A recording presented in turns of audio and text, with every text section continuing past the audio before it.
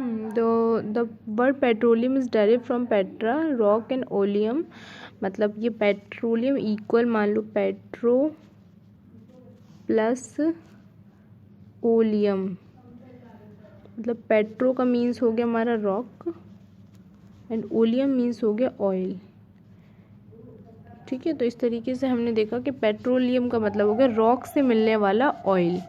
ठीक है बच्चों, तो जैसे हमने देखा it is mine from the between the rocks under earth as shown in figure 5.4। तो 5.4 अगर अभी फिगर में दिखाऊंगी तो आपने देखना है उसमें कैसे बताएंगे कि जो अर्थ के अंदर जो रॉक चट्टाने हैं उनके बीच में से इनको पेट्रोलियम को निकाला जाता है। Do you know how petroleum is form, क्या आप जानते हैं कि जो पेट्रोलियम है वो कैसे बनता है। Petroleum was form from the organism living in the sea. तो पेट्रोलियम जो है वो इस तरीके से बनता है कि जो सी में जो समुद्र होता है उसमें लिविंग ऑर्गेनिज्म जो रह जाते हैं उनकी क्या हो जाती है, उनसे वो बनता है। एज दीज ऑर्गेनिज्म डाइड, जैसे वो ऑर्गेनिज्म डाइड हो जाते हैं तो उनकी जो बॉडीज़ होती हैं वो सेटल हो जाती हैं at the bottom of the sea, समुद्र के बॉटम पर यानी कि तली पर वो जो है वो सेट हो जाती हैं एंड गॉट कवर्ड, और वो ढक जाती हैं with the land got covered with layers of sand and clay. तो इस तरीके से जो है जो भी सी बॉटम पर यानी कि जो समुद्र की बॉटम पर जो भी बॉडीज़ जो मरी हुई बॉडीज़ हैं वो सेटल हो गई और वो कवर हो जाएंगी सैंड और क्ले की, जो मिट्टी है और रेत है उनकी बहुत सारी लेयर्स के साथ वो कवर हो जाएंगी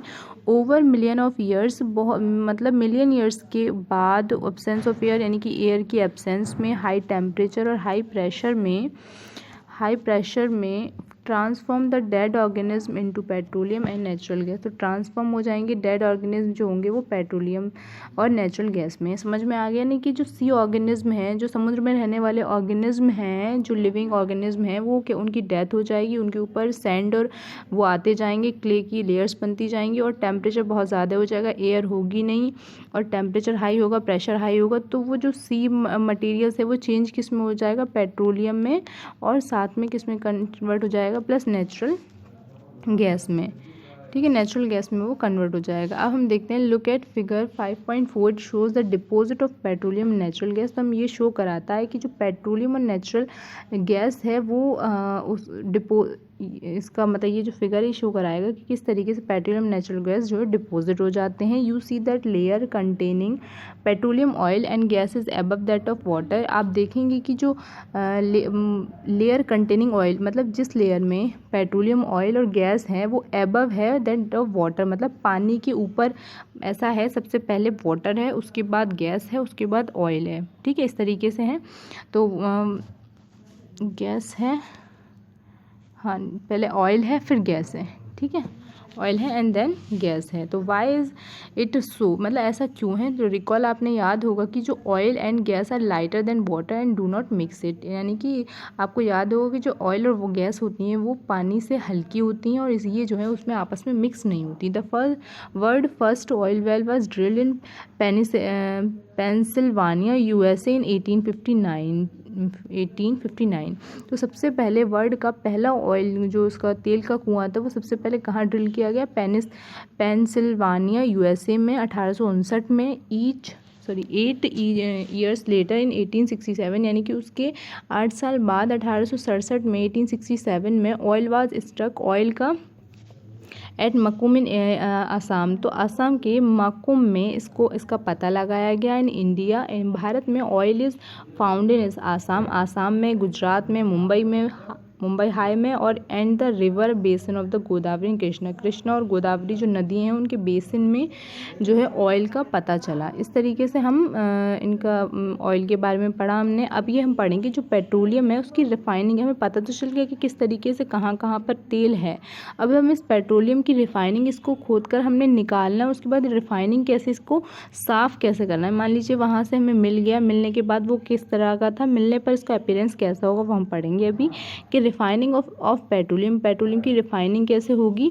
तो petroleum is a dark oily liquid, जो पेट्रोलियम है डार्क गहरे रंग का ऑयली लिक्विड होता है। It has an unpleasant odour, इसमें भी बिल्कुल गंदी सी स्मेल आती है। It is a mixture of the various constituents such as petroleum gas, petrol, diesel, lubricating oil, paraffin, wax. तो इतनी सारी चीज़ों का ये मिक्सचर होता है, पेट्रोलियम का, पेट्रोल का, डीजल का, और ऑयल होते हैं, और वैक्स मतलब मोम होता है। द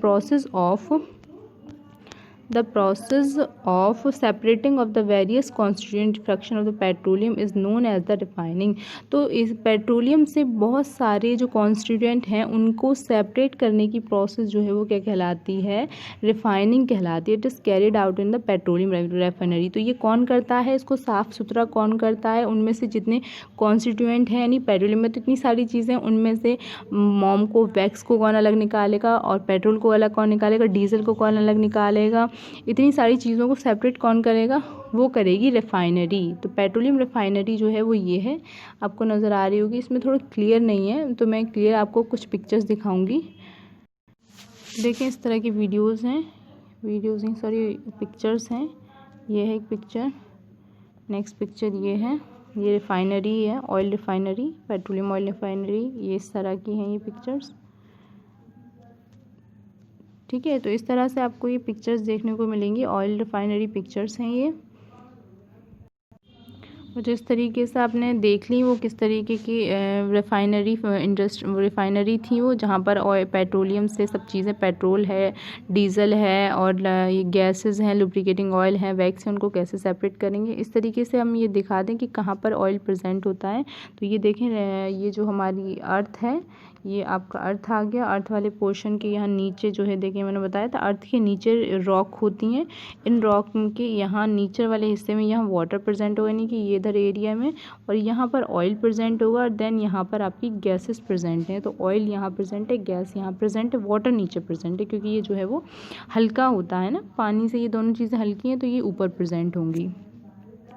उसके बाद हमने पढ़ना है कि various constituents of petroleum and their uses are given in 5.1 table दे रखी है, इसमें हम पढ़ेंगे। उसके अलावा हम पढ़ते हैं पहले इसके पॉइंट्स को, कि many useful substance are obtained from petroleum and natural. बहुत सारी यूज़फुल सबस्टेंस पेट्रोलियम से और नेचुरल गैसेस से हमें मिलते हैं। दीज आर टर्म्ड, इन्हीं को हम क्या कहेंगे, पेट्रोकेमिकल्स। पेट्रोकेमिकल्स कौन से होते हैं, बहुत बार ये क्वेश्चन पूछ लिया था, व्हाट इज़ पेट्रोकेमिकल्स। तो पेट्रोलियम और नेचुरल गैस से जो भी हमें यूज़फुल सबस्टेंस मिलते हैं उनको हम पेट्रोकेमिकल्स कहते हैं। ये जो इनका इस्तेमाल किस में, फाइबर्स, पॉलिएस्टर, नायलॉन, एक्रिलिक, इनके मैन्युफैक्चरिंग को बनाने में करते हैं, पॉलीथीन बनाने में, और भी बहुत सारे मैनमेड प्लास्टिक बनाने में इस्तेमाल किया जाता है।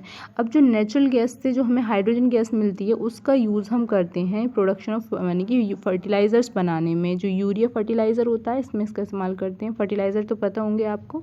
Due to this it's great commercial importance, इतना ज़्यादा इसका कमर्शियली इम्पोर्टेंट, व्यावसायिक तौर पर हमें इतना ज़्यादा पेट्रोलियम का यूज़ है, तो इसलिए इसको हम ब्लैक गोल्ड भी कहते हैं। क्या कहेंगे, ब्लैक गोल्ड भी कहते हैं। तो जहाँ पर पेट्रोलियम पाया जाता है वहाँ के लोग बहुत ज़्यादा, एक तरीके से हम कह सकते हैं रिच बोल सकते हैं, क्योंकि वहाँ पर पेट्रोलियम बहुत महंगा होता है ना। इनसे जो प्रोडक्ट्स मिलते हैं उनका इस्तेमाल भी हम बहुत सारी चीज़ों में करते हैं, तो इस तरीके से ये ब्लैक गोल्ड कहा जाएगा।